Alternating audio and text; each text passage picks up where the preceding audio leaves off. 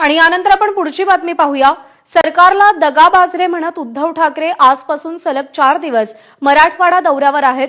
सप्टेंबरमध्ये मराठवाड्यात अतिवृष्टीमुळे नुकसान झालेल्या गावांना उद्धव ठाकरे भेटी देणार आहेत।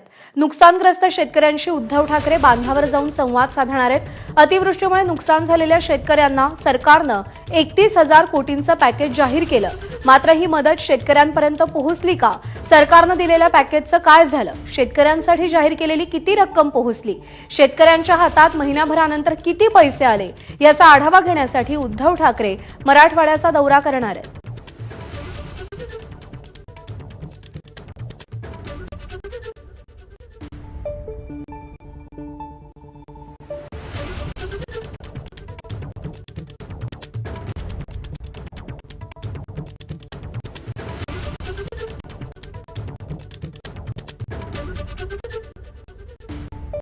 तर भाजपचे माध्यम प्रमुख नवनाथ बन यांनी उद्धव ठाकरेंच्या दौऱ्यावरती टीका केली आहे।